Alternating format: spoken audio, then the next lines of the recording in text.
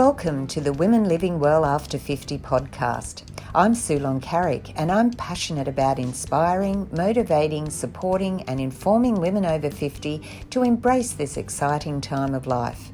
Health and wellness in mind, body and spirit are the foundations for living well, but there is so much more to a life well lived.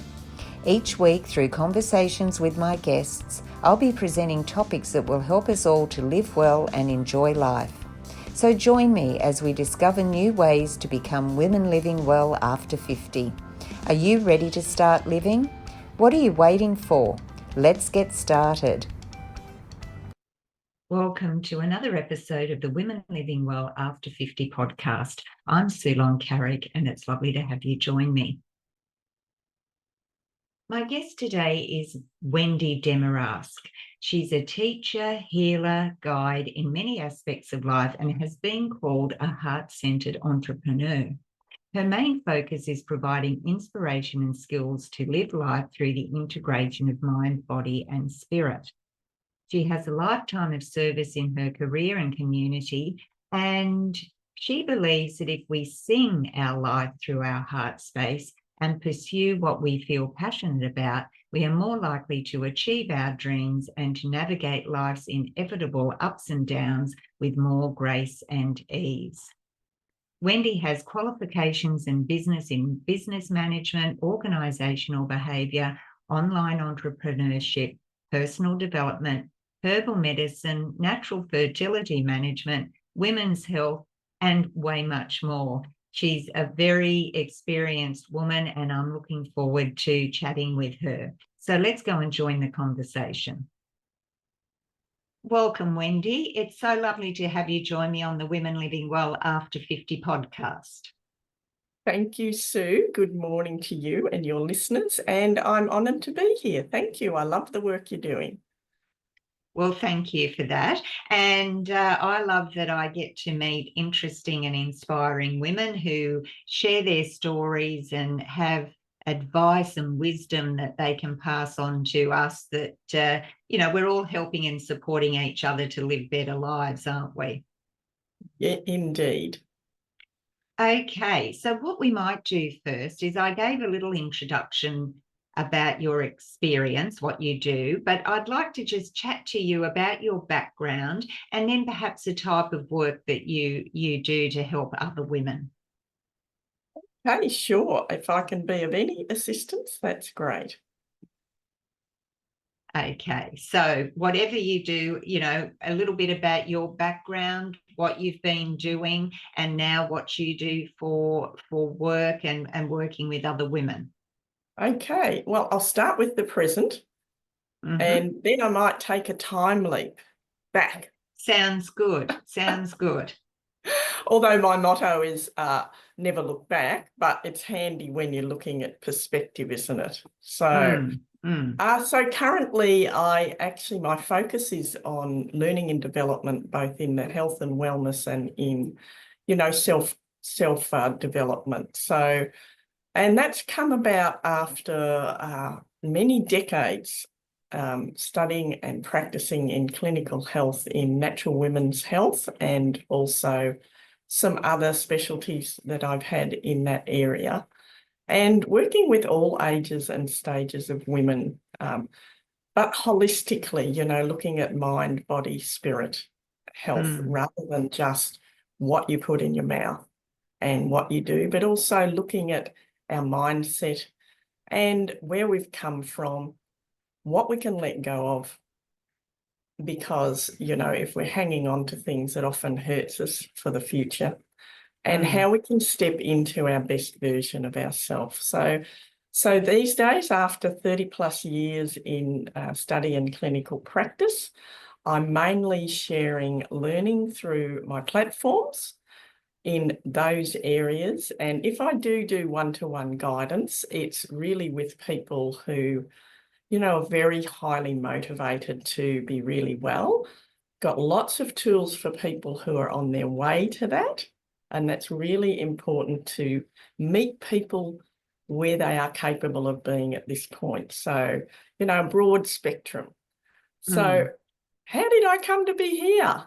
Well, my first degree's in business and organisational change and so on, but I had basically a near-death experience when I had my first child. Well, I actually died, put it that way. And, anyone who that's happened to will pretty well report that they're not the same since. It's almost like they've been reconfigured. And I've always been really interested in nature's healing agents. In fact, when I was a child living on the farm in East Gippsland, I actually had my own cauldron. So outside our mother's window for her sewing room at the farm, under the Cotoneaster tree, I had this big iron pot, and I used to jump on the horse and take the dog and my bucket, and I would go all around the farm and collect all sorts of miraculous looking plants, which were probably highly toxic. Probably things like hemlock and hensbane and all sorts of things, but they went into my pot, and I would spend a lot of time stirring the pot, adding water, getting it just right for, I don't know what, I was a child. In fact, my mother said to me, not that long before she died, she said, I always told your brother and sisters never to have any of your brews. I said, well, you did a good job. They still don't like to. Listening to Mum. Yeah. So, my interest in nature's healing agents goes back a long way. And I had a journey in other areas before at 28, 29, I came fully back into that. And basically, I was told there was nothing that conventional medicine could do. So I started studying natural medicine myself, which wasn't that common back then. That was in 1989. Okay. And I'm still here after being told that I might very well not be. And I've been fortunate to be able to assist over 6,000 people in their healing journey. And that's why now I'm focusing at this stage of my life, the kindergarten of the third age of life. I'm focusing on education and helping people help themselves. I like to teach fish rather than provide them with the meal. So yeah, that's a good thing too, because knowledge is power, and it's all right for you also to teach someone, but they have to have that open mind, and they need that curiosity, don't they, and really want to do and learn things so that that's benefit for themselves. So a little bit about the natural healing. What is that? Let's just break it right down, because, we hear a lot of things. And as you said, back when you started, it was probably a little bit woo-woo and alternative. But I think it's becoming a little bit more mainstream now. So what is actual natural healing? That's a really great question, Sue. And I think there is a lot of confusion about it, because these days with the internet superhighway and the things like health coaches and all these sorts of things all have a role. When you're going back to where I was and where I'm coming from, I actually studied different modalities that would help people to heal without dangerous side effects. Say, from example, from potentially with pharmaceuticals or things that they could do for themselves. But also I was trained as a medical herbalist, nutritional biochemistry, a lot of other modalities, and also various body works, including Bowen treatment and Ayurveda body treatments. And I also have a history of working with energy and vibration. I'm basically the broadband cable, and the energy comes to the person through me. And anyone can learn to do this. So it's not mystical. It's not something that you have to spend thousands and thousands of dollars to learn. You just need to, this thing here, your heart, you need to come from your heart and leave your ego out the door. So I would utilize and still do dietary, lifestyle, phytotherapy, which is the official word for herbal therapy, plant therapies. In fact, one of the programs I have teaches people how to grow, make and use their own plant medicine safely, because just because something's natural doesn't mean it's always safe. So it's important to know what is and what isn't. Okay. So yes, I have a huge toolkit, and for each person, it is really about what they walk in the door with, what level of healing they're trying to achieve. I mean, it's no good doing too much with people if they're in a lot of pain and they're really, really ill. You've got to get them feeling better first. And part of that is self-awareness, of course. But, working on helping people achieve their optimum health so that they can then go on and make good decisions for themselves. Because when we're not well, we can make some really bad decisions. Yes, I know well, my husband's in a little bit of pain at the moment with an injury, and I was only thinking about that the other day. When you are in pain or you're not feeling well, you can't make informed decisions or that, because you're so focused on not feeling good, and you get irritable, and especially if you're in pain, and all these, your mind just becomes so clogged up that you just can't make a decision. It's like, I suppose, if you've gone through a stressful period, you don't make decisions when if you can avoid it, when you're feeling ultra stressed. Your mind is and brain is just so overloaded that you can't think clearly. So I understand that you're saying that you've got to get people up to a certain level where they're probably feeling okay, and then take it to what you're doing. Yes, yeah. And getting people to that level so they can understand more is not possible with everyone, because it's not part of their journey. So you just get them to the point where they're feeling a lot better, and then you just say, there's lots of tools to keep ramping that up. You come back when you're ready to do that. The door's always open. It's just where people are. Yeah. Yes. And then the person accepting where they are, and they might think they want to do something, but they're not prepared to perhaps put the commitment in, so they're not quite ready at that stage. Now, you've been known or called a heart space entrepreneur. Can we talk about that? What's heart space? And you also talk about the way we should sing our life through our heart space. So let's spend a little bit of time talking about that, if we could.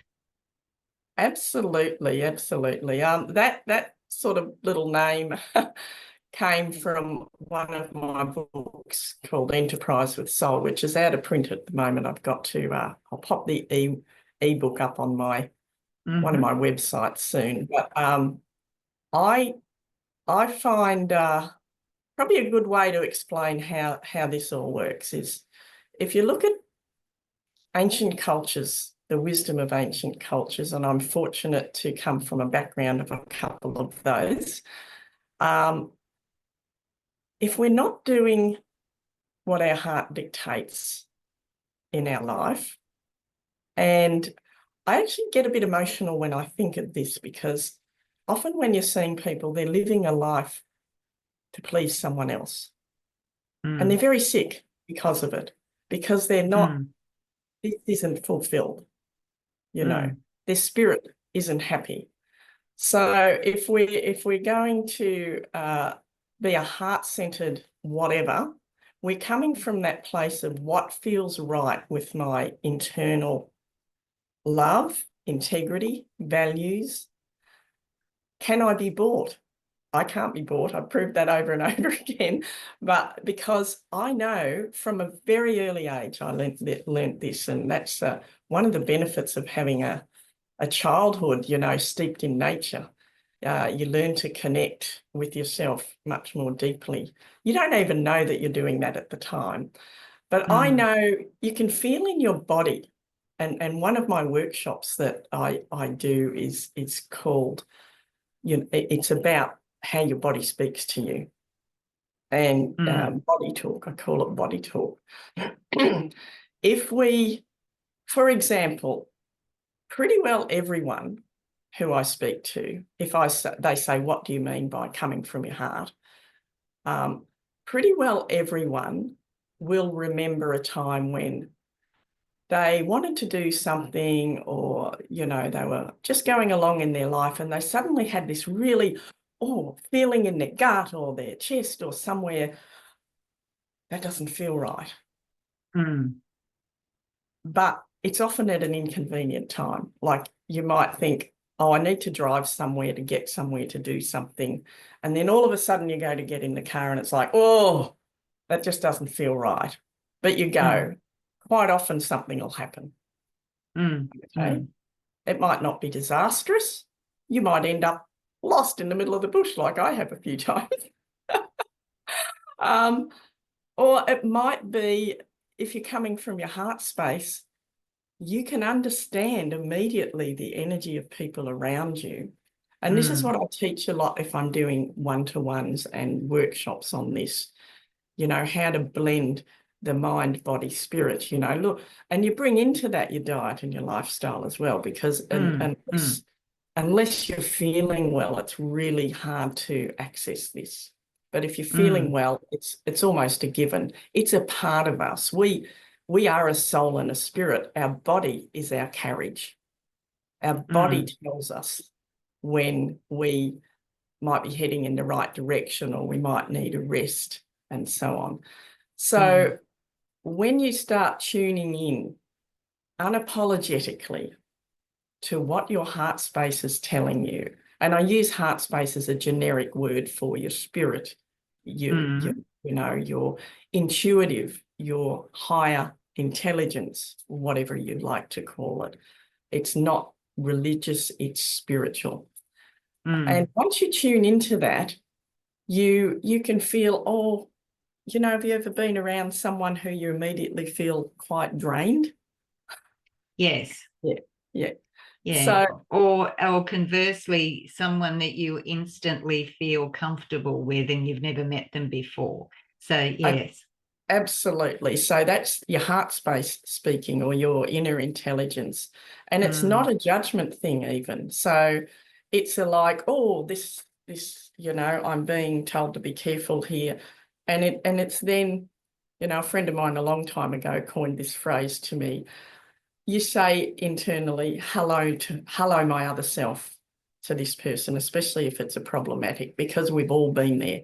So it allows you to let go of judgment, but just protect yourself and remove yourself, or, you know, to remove yourself from a place. Once you understand about energy, you can actually pick up messages from the land and from buildings, all sorts of things. So you become very attuned to that. And look, I've been doing this since I was a child. So you way before days of, you know, official things like Reiki and so on. This is like inbuilt within us all if we want to access it. And it's quite simple. And it does require, you know, time where you allow yourself to let go of the day-to-day. And you might do things like meditation or restorative yoga, walks in nature. All of those things help you connect with your heart space. So and that's so true. Go on, go on. So when it comes to your business and the business of being you, if you're doing something just for money, it's not going to work because your heart's not engaged. It needs to come from a passion.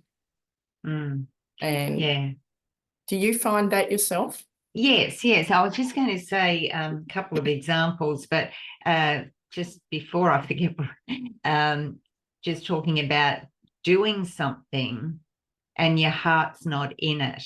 That's Yeah. sort of the thing, but you still keep pushing down there because you think, oh, I have to do this, or I should be doing this. And it's very hard. And I want us to hold this thought because before I want to talk about it in depth a bit later, but it's very hard to do what you're saying, to let go, to follow your heart, because people will always come up with excuses. As you said, it's not always convenient, or it's, oh, I've got all these responsibilities. Oh, I don't want to let that person down. Oh, you can come up with 101 excuses. And talking about, which we'll talk about in a minute if we may, but the body talk, I am a firm believer in listening to your body, and I work out all the time. I love keeping fit and active, but I also am very mindful that sometimes I might push it. I might push the envelope too much. Like I've had, 2 or 3 podcast interviews this week. I've done something else, and my body is saying to me, hey, slow down. So last Sunday, I completely walked away from everything. I didn't turn my phone on or my laptop or wear my watch or anything like that. And I had such a lovely day. And by the end of it, I went for a walk just before sunset. And it was not a power walk, just a stroll. And it was so invigorating. I felt so upbeat, but calm at the same time by the time I'd finished. And, you're right in saying that we have to listen and just take that rest when we need it and get off that treadmill that a lot of the time we've created ourselves. We live in a fast-paced time, that's for sure. And what you've done is absolutely perfect. And it's what I do suggest to a lot of people, because you get caught up on this sort of like, when the mice are on the wheel, it's a bit like that. And no, you won't be able to access your inner guidance at that, if your brain, do you know that there's actually nerve cells in your heart that connect your heart to your brain? No, okay. I didn't know that. Yeah. Okay. So if anyone wants to pursue that, they can check out the HeartMath Institute. It's been known for a long time. That's where, I feel, you sing your life through your heart. Your heart informs your head. Your head argues with your heart. The ego keeps us alive. It's a really good thing. But when it takes over and dictates our heart, and what our heart's telling us, we often end up, in very bad situations. So what you've done is what I do too, and it's quite funny, isn't it? If someone, I do recommend at least one day a week, just completely offline. I don't even look at social media, very rarely on my personal page, only for my business and things like this, because there's a world of division out there and, some interesting behaviours, and I prefer to focus on the good things that life can bring. So not in a Pollyanna sort of a way where you're completely naive of everything, but, coming from your heart space allows you to have a filter for what's acceptable and what's not. And by doing what you were doing, you're immersing yourself, especially at sunset. Sunset and sunrise have been recommended for thousands of years as very healing times to be out in nature.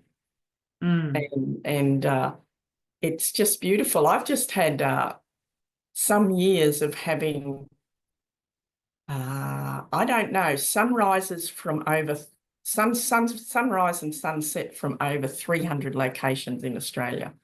So because I run my global business, whether at a home base or a lot when I'm traveling in my motorhome, that's my mobile headquarters. And, one of the things I set out to do was to see as many sunsets as possible from different places and just honour that place. It's so invigorating, as you can say, being out at that time of day when nature is settling for the night And you can see the societies that are formed within the bird colonies, within, you know, all of nature. Even the ants are getting ready to go to bed. Yeah, yeah, and that was what I found. Like, it was probably about 5 o'clock or 5:30 or something, but it was the winding down of the day, and it's something that I really want to try and incorporate a bit more into my life, and having, you know, a couple of days a week at least where I just do that. Because I think the thing with social media too is, look, everything has its place, I think, and all technology, if used correctly, can be a benefit. But sometimes we get caught up in that attitude of looking at, I mean, let's face it, most people just put all the good things about their life up on social media. You don't really see too many with the, oh, you know, this is what happened today, or I'm not feeling great, or this, that, and the other, because to be honest, most people aren't interested. So you sort of see all these perfect lives, and you think, well, you know, that can affect people as well, can't it? Because you fall into that comparison trap, and you look, oh, look at what they're doing, or I should be doing this, or there's always someone on there telling you what you should be doing, instead of what my philosophy is: take information in.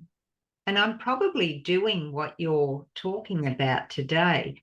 Take the information in, but you know what's right for you. If you really take the time to step back, you know what you need to do. Sometimes you might need someone like you to be able to guide that person. Yes, you know, the person.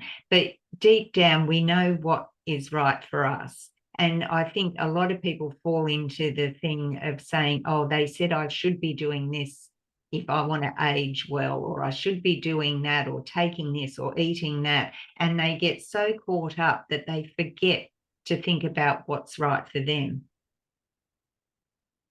Spot on, absolutely. All the shoulds and coulds and what ifs.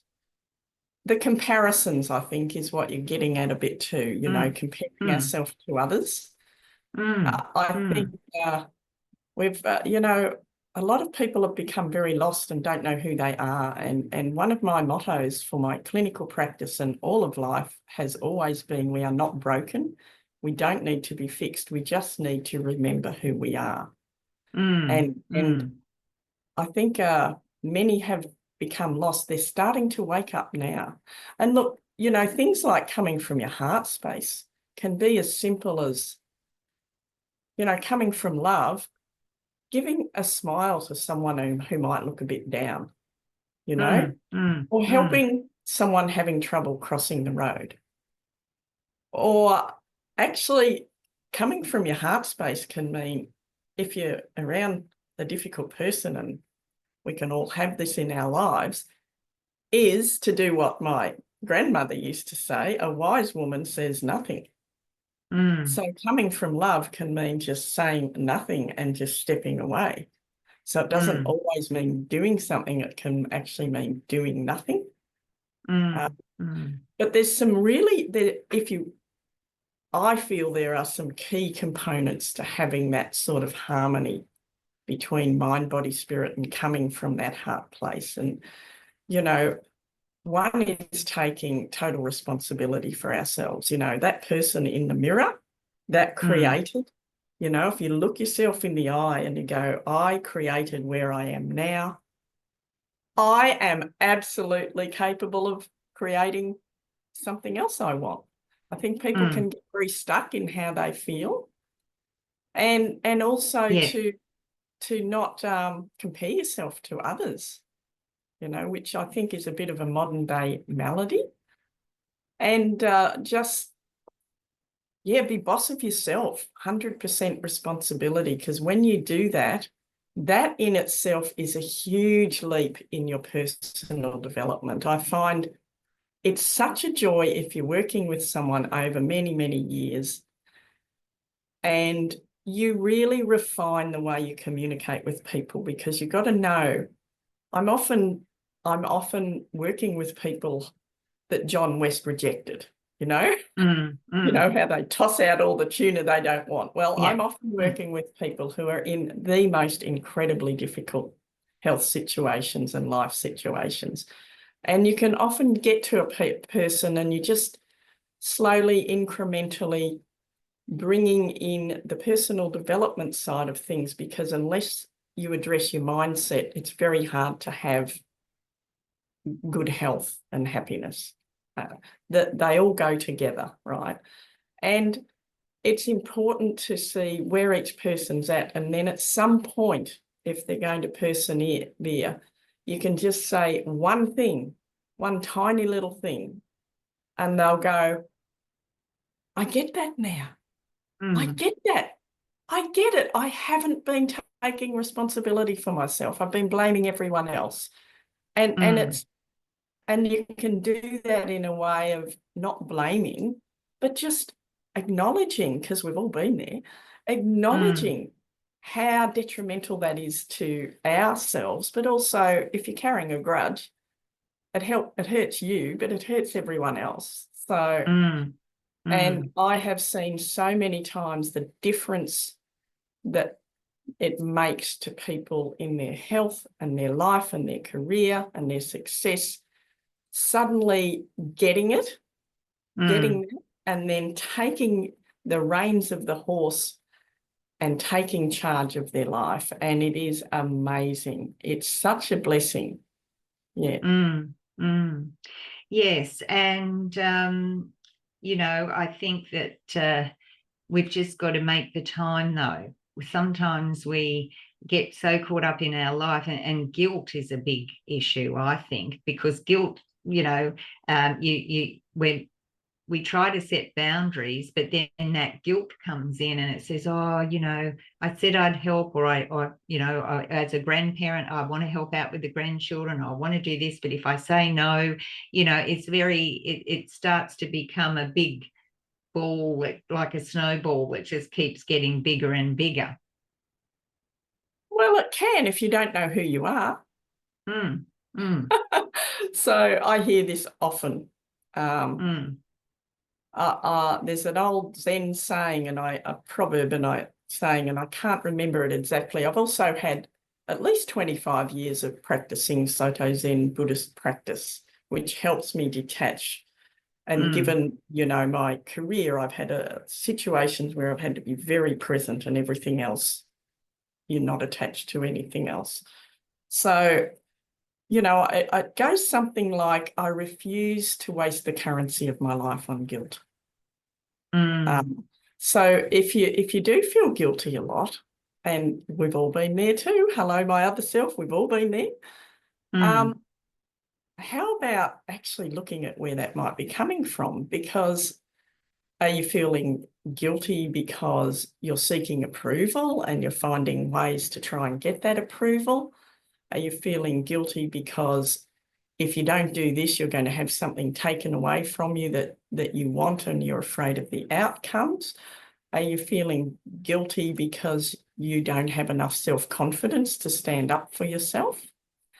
And there's an old wound that women wear that they don't need to wear, but they do. If you look throughout history, you'll see there are many women who don't carry this wound, and is the wound of martyrdom. So, and I think we've all been there. We were raised to. You don't see this happening with a lot of men, and I know lots of men. I've treated as many men as women, and I know lots of men. They have different issues, but I do make light of it a bit, because some people will martyr themselves at the cross. But I always think the only good martyr's one who's dead and buried, because you can't smell the burning flesh. So it's really important to look at our self-talk when we say we feel guilty for this, because it means we're not taking responsibility for our life and our action. And I have my first grandchild, very happy to help out. And I've been doing that a lot. I feel very privileged and honoured, but I'm doing it because I want to, not because I feel I have. Yeah, and that's the thing, because I mean, grandchildren just bring so much joy to your life, a new dimension. And I love being with mine, but you know, you've still got to keep everything in life. You've got to remember that it's your life as well. It might not be grandchildren. I just use that as an example, but it could be anything where you feel you've overcommitted yourself, perhaps with a Yes. few community groups or something, and you think, oh, everyone wants a piece of me today and I just don't have any left, and but I better push through. So yeah, it's that feeling. So what I'd like you to do, we're sort of getting through the interview now, and it's gone quite quickly actually, but we've been talking about a lot of good points here. And what I'd like from you, Wendy, is to perhaps just give one or two things that the listeners might be able to do today. It's not going to solve all their issues, because nothing happens immediately, does it? It does take time and work, especially if our mindset's been one way. It's very difficult to change it.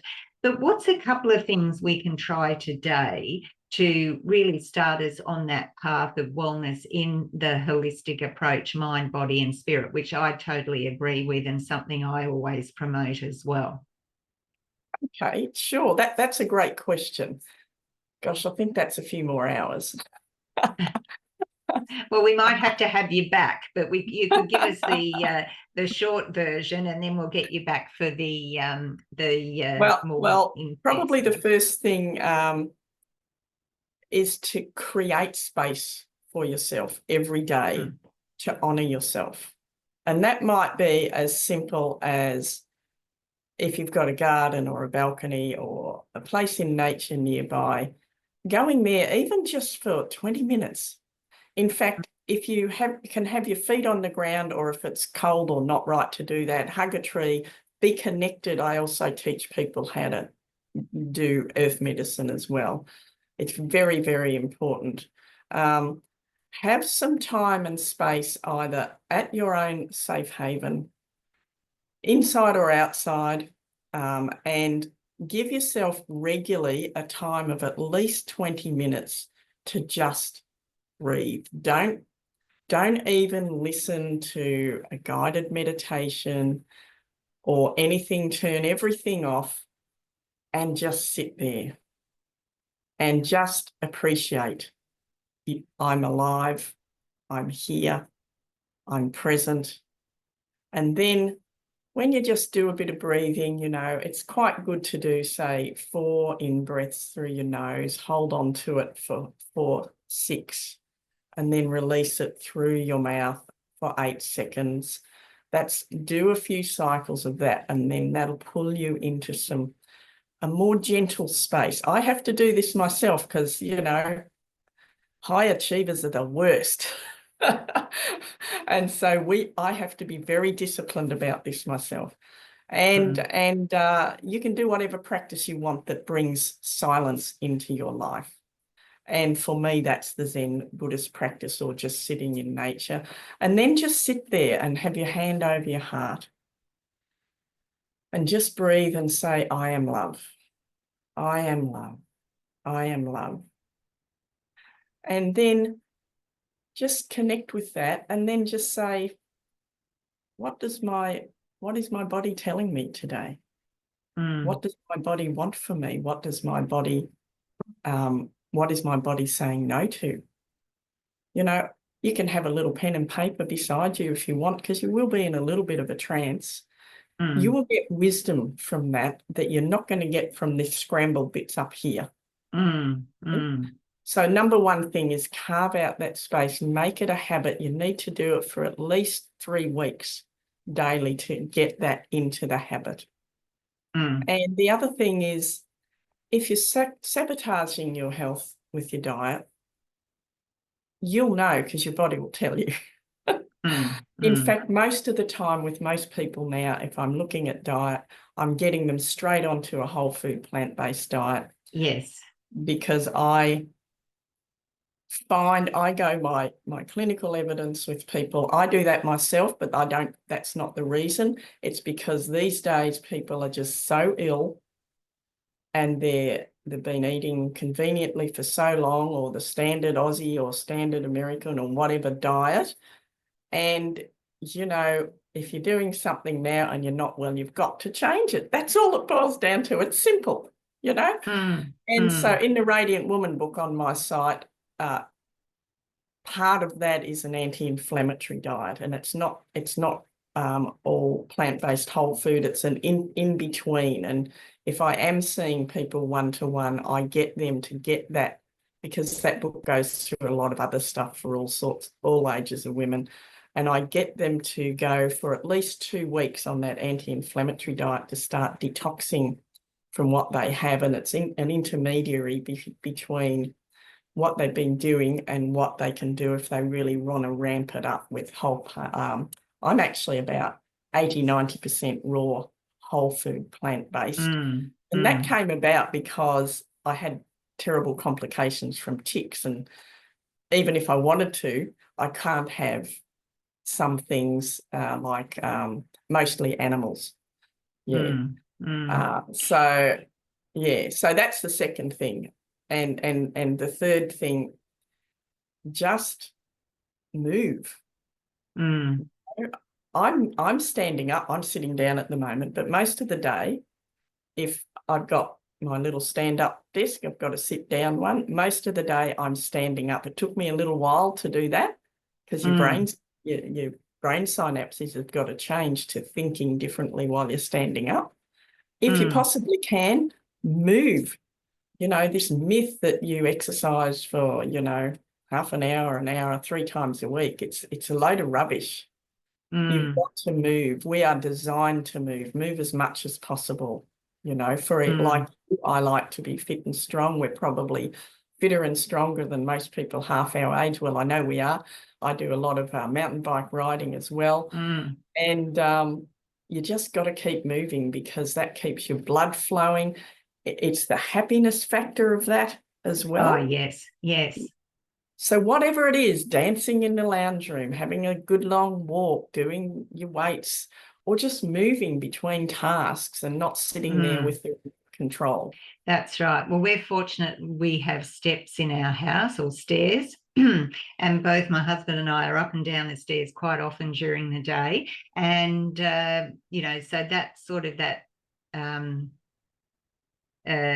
extra movement that is not like a formal workout, but you're still getting that movement into your day. And because we've got everything, you know, all these machines doing things for us these days, so we don't have to do very much like our mothers and grandmothers used to do.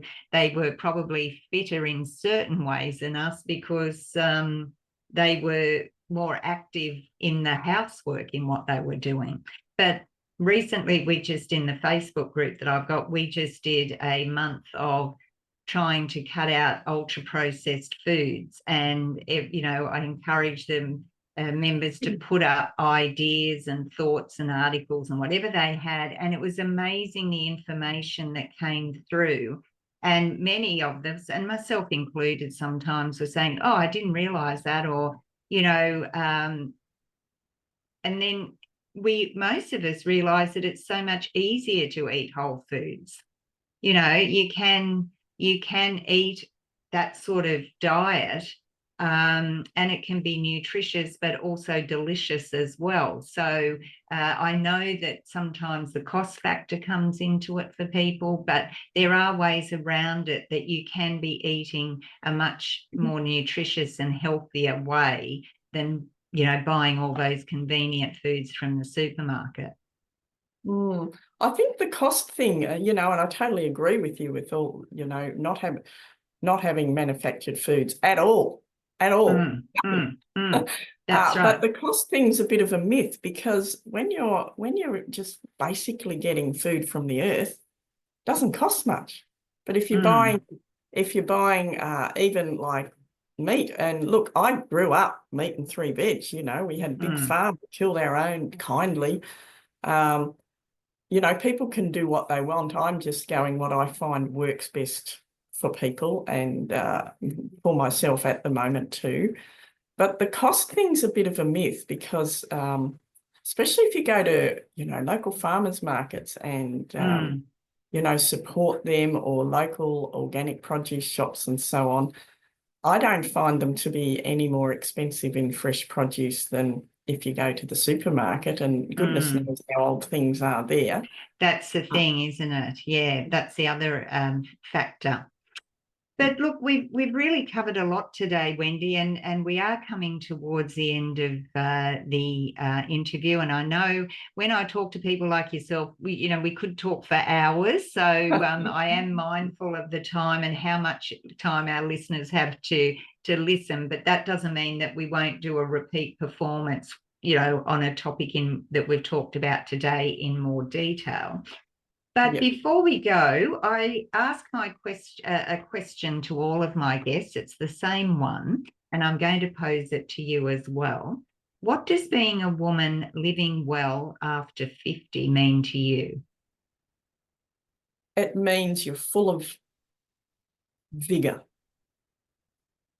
It means you know who you are if you do your due diligence. To me, it means I feel free of the opinions of others, and I feel I can live the life I want to lead. We're at a different stage of life. We've given service all our lives, and I think it's important to continue to do that. But our main service has to be to our own self-care first and foremost, so that we can be of service to others. That's what it means for me. Yeah. Perfectly said. And that's that old, what's that saying about you can't pour from an empty cup? So we need to be able to, and the only problem with saying those sort of things is that, again, with social media, and that people go, oh yeah, I've seen that, I've heard that, and they tune out. Self-care has sort of become a bit of a buzzword, but it's very important. But it's trying to get that message out that people aren't going to go, yeah, I know. So, but that's been really great. So thank you so much for joining me today, Wendy. Is there anything else you'd like to leave us with before we close? Well, thank you very much. I feel privileged to be here, and just say, be that beacon for the world to follow. Come from your heart. By doing well yourself, you're showing others how to do it. Yeah. Oh, that's a beautiful note to finish on. So thank you so much again, Wendy. I'll be putting all your links into the show notes. So I encourage everyone to take a look at what Wendy has to offer, and finishing on that beautiful note about being a beacon to the world. So thanks again. Thank you, Sue. Well, that was an interesting conversation with Wendy, which I actually continued on after we stopped the interview.